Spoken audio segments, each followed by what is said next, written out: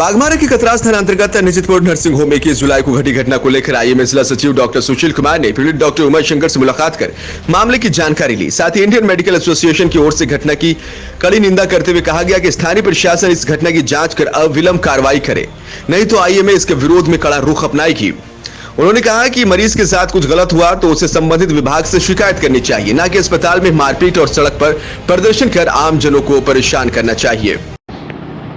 इस घटना की जितनी भर्त्सना की जाए, जितनी निंदा की जाए कम है, क्योंकि पूरे धनबाद जिला में देखा जाए कोविड काल में जितनी मरीजों की सेवा इस क्षेत्र में चिकित्सकों ने की है वह अपने आप में एक काबिल तारीफ है, उदाहरण है।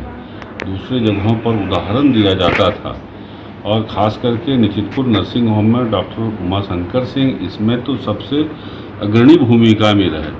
एक तरफ समाज इन्हें हेल्थ हीरोज़ की उपाधि देता है, सरकार हेल्थ हीरोज़ बोलती है, और इसी कोरोना काल में ही कोरोना मरीज को बचाते हुए 1100 से अधिक डॉक्टर ने अपनी जान गंवाई है। इसके बावजूद कोरोना के मरीज़ का इलाज किया और ऐसे चिकित्सक पर लापरवाही का आरोप लगाना अपने आप में ये निंदनीय है और ये साबित करता है कहीं न कहीं किसी साजिश के तहत ये सारी घटना हुई है, क्योंकि 3 बजे भोर में मरीज का आना अपने आप में वह समय ऐसा है कि सबको पता है कि वह समय सबके सोने का है, आराम करने का है। और जैसा कि मुझे जानकारी मिली है कि 2:30 बजे रात में किसी मरीज का ऑपरेशन करने के बाद डॉक्टर साहब अपने निवास में गए थे और 3 बजे वो मरीज़ आता है, इनको सूचना मिलती है, यह तब भी फिर उतरते हैं और मरीज़ को देखते हैं।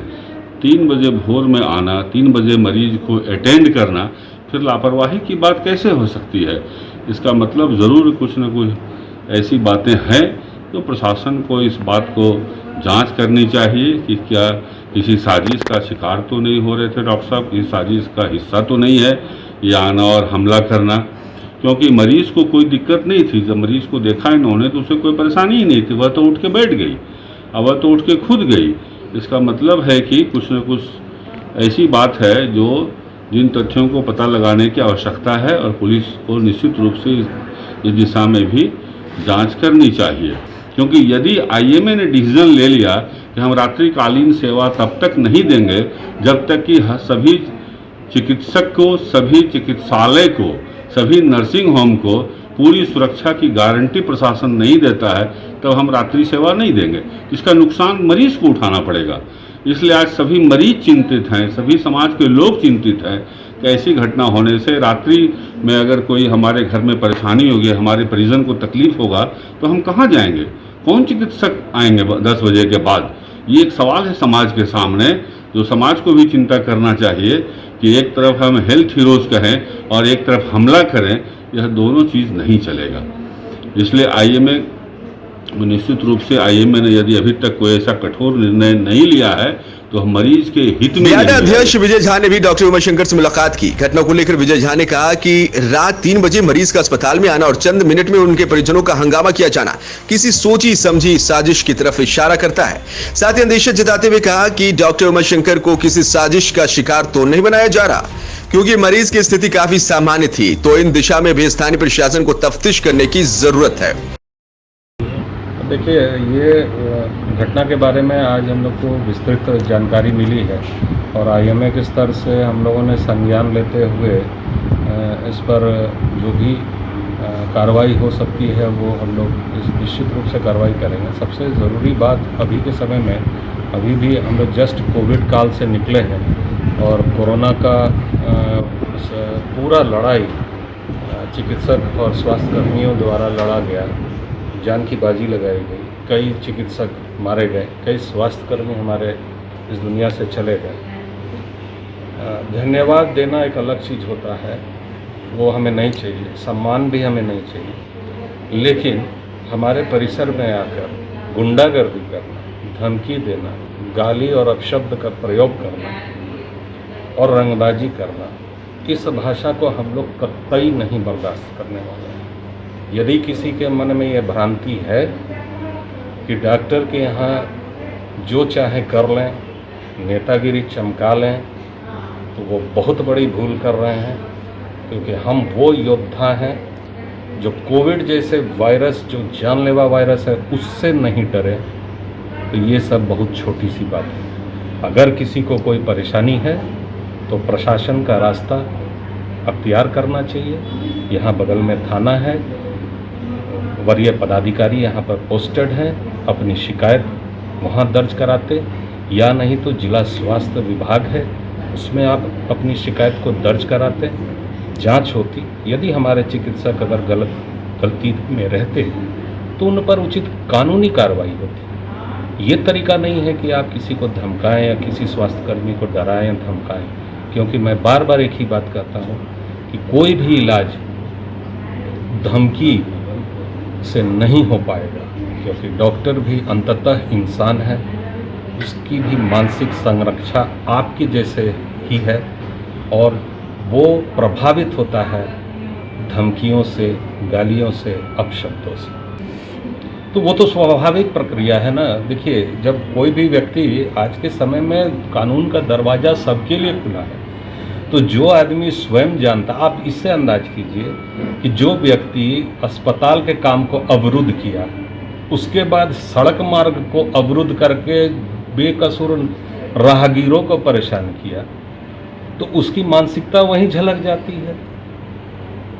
तो अब ऐसे परिस्थिति में वो कानून का सहारा लेने का प्रयास जरूर करता है, लेकिन ये तो यहाँ के स्थानीय प्रशासन का काम है, पुलिस विभाग का काम है, जो जांच करे, और जांच करके जो तथ्य सामने आएंगे उस पर कार्रवाई होगी। आईएमए की तरफ से डॉक्टरों की सुरक्षा के दृष्टिकोण से घोषित कर दिया जाए कि अस्पताल में रात्रि सेवा बंद कर दी गई है, तो सोचिए कि आमजनों को किस कठिनाई का सामना करना पड़ेगा। इधर पूरे मामले में जेएमएम नेता कारू यादव का कहना है कि जो घटना हुई और अस्पताल के डॉक्टर और कर्मी द्वारा महिला को पीटा गया, बेहद शर्मनाक है।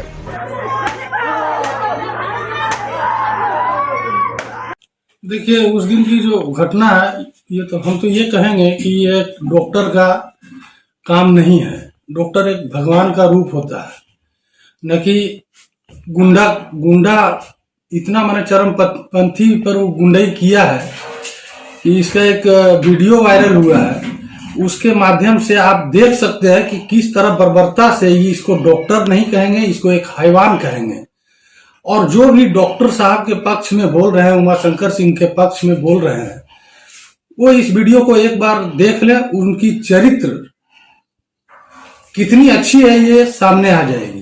और जो भी आज हम तो ये कहना चाहेंगे, हम प्रशासन से और प्रशासन से, जनता से, या आप ये अस्पताल, जितने भी अस्पताल है खुले हुए हैं, जितने भी डॉक्टर का एक अपना जो संगठन है, उन लोगों से, सारे लोगों से हम मांग करते हैं कि इस वीडियो में जो भी बर्बरता दिखाया गया वो 100% में 25% है, 75% अभी उसमें और बाकी है।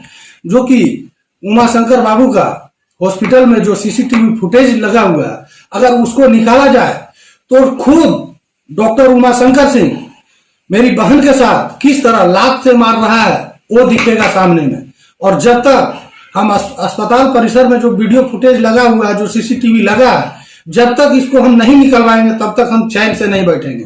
आज जितनी जो साफ छवि का जो लोग दिखा रहे हैं कि हम बहुत साफ छवि के हैं, और मेरे ऊपर मर दिया गया कि कारू यादव एक गुंडा है। सबसे पहला मेरा कहना है कि अगर हम गुंडा हैं, हथियार चमकाए हैं, और मेरा दावा है कि हम उसमें एक फाइट तक नहीं उठाए हैं, अगर हम ऐसा किए हैं तो आप जो भी अस्पताल परिसर में सीसीटीवी फुटेज लगा हुआ है उसको आप बाहर निकलवाइए, उसको आप ओपन कीजिए, और उसके बाद देखिए कि अगर हम फाइट से अगर हाथ भी उठाए होंगे तो सारा दोष हम अपने ऊपर मर लेंगे। इसको जितना भी कम कहा जाए, ये निंदनीय घटना है। और जितने भी आज हम प्रेस के माध्यम से देखे हैं कि वकील साहब, डॉक्टर साहब, एसोसिएशन के लोग, कुछ वैसे गण्यमान्य लोग जो इनकी प्रशंसा कर रहे हैं और हमारी छवि को धूमिल करना चाहते हैं, उनसे भी आग्रह करते हैं कि एक बार ये वीडियो फुटेज देख ले जो वायरल हुआ है। और उमाशंकर बाबू से आप लोग खुद अगर बहुत ज्यादा उनके शुभचिंतक हैं तो एक बार 3 से 4 बजे का बीच का वीडियो फुटेज निकाला जाए, सीसीटीवी फुटेज निकाला जाए, जो सच्चाई है खुद आपके सामने आ जाएगी। कहां हम हथियार लहरा रहे हैं, कहां हम तलवार चमका रहे हैं, किसका हम गर्दन काट रहे हैं, वो खुद ब खुद दूध का दूध और पानी का पानी हो जाएगा। तो हम तो मांग कर रहे हैं, हम इसको मांग कर रहे हैं कि आप सीसीटीवी फुटेज अस्पताल परिसर का निकलवाइए। मेरा भी यही मांग है और यही मांग लास्ट तक रहेगा। तो सरकार को और जनता को, हम सरकार हमारी है ये बात तो एक तरफ है, सबसे पहला मुद्दा कि हम जनता को दिखाना चाहते हैं, प्रशासन को दिखाना चाहते हैं, और इतना देखने के बावजूद भी अगर प्रशासन कार्रवाई इस पे नहीं करती है तो मुख्यमंत्री के पास हम लोग